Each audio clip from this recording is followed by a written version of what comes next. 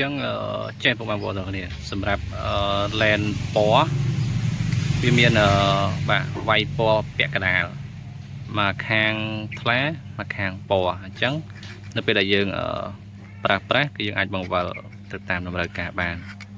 នេះគឺយើងអាចបង្វិលអញ្ចឹងបានណាដើម្បីធ្វើការស្រឡាញ់ប្រភេទជំរើសពណ៌យើងចង់ប្រើប្រាស់ខ្លាំងបាទសួស្តីបងប្អូនទាំងគ្នានៅក្នុងដៃខ្ញុំនេះគឺជាប្រភេទ lens Epixel filter បងប្អូនទាំងគ្នាអញ្ចឹងក្នុងឈុតហ្នឹងគឺយើងទទួលបានជាមួយនឹងកញ្ចក់ lens ចំនួន7ហើយសម្រាប់ធ្វើការផ្លាស់ប្ដូរពណ៌គឺយើងមាន4សម្រាប់ចំណាំងផ្លាតគឺមាន2ហើយនិងសម្រាប់ថតភ្លើងនៅពេលយប់បាទពូភ្លើងថតទៅបែកឆ្នោតជា5បាទគឺមាន1អញ្ចឹងសរុបទាំងអស់គឺ7 lens នេះគឺរូបរាងខាងក្រៅរបស់គេអញ្ចឹងលទ្ធផល Epixel គឺមានការវាយ brand name ឈ្មោះបាទនៅលើប្រអប់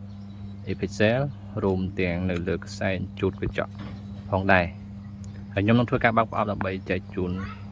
បាទថតទៅកាន់ឲ្យបងប្អូនទាំងអស់គ្នាទស្សនាបានបើកប្រអប់ lens របស់យើងរួចរាល់ហើយអញ្ចឹងនៅក្នុងប្រអប់របស់យើងនេះគឺយើងទទួលបានបាទជាមួយនឹងកញ្ចក់ lens ដោយដែលយើងបានរៀបរាប់ខាងដើមអញ្ចឹងណាសម្រាប់ខាងគេនេះគឺជាប្រភេទបាទជើងភ្ជាប់ជាមួយនឹង clip ដើម្បីធ្វើការចាប់ជាមួយនឹងទូរស័ព្ទដៃអញ្ចឹងនេះគឺជា lens របស់យើងក្នុងមួយឈុតបាទហើយខ្ញុំនឹងធ្វើការតេស្តដើម្បីធ្វើការថតដើម្បីចែកជូនទៅកាន់អ្នកទាំងអស់ទស្សនាបាទអញ្ចឹងសម្រាប់ lens ដែលយើងធ្វើការតេស្តដំបូងគេនេះគឺជាប្រភេទ lens បាទបែកពណ៌លឿងបាទអញ្ចឹងបើសិនជាបងប្អូនដែលត្រូវការបាទថតទៅរៀងមើលទៅស្រទុំអីហ្នឹងបាទអាចប្រើប្រាស់ពេលនេះបានអញ្ចឹងនេះគឺជាយើងថតបែបលក្ខណៈបែកពណ៌លឿងណាបងប្អូនទាំងគ្នាអញ្ចឹងនេះគឺយើងធ្វើការថតទេសភាពនេះគឺយើងដោះ lens ចេញហើយអញ្ចឹងនេះគឺជាប្រភេទ lens បែកពណ៌លឿងបងប្អូនទាំងគ្នាហើយសម្រាប់ clip នេះវិញគឺយើងតេស្តជាមួយនឹងបាទប្រភេទ lens បែកពណ៌ Q ទឹកប៊ិចណាបងប្អូនទាំងគ្នាចុះនេះគឺជាបាទវីដេអូដែលយើងធ្វើការថតដោយបំពាក់ lens ប្រភេទបែកពណ៌ទឹកប៊ិចបាទ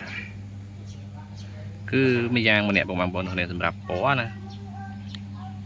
គឺស្រស់ស្អាត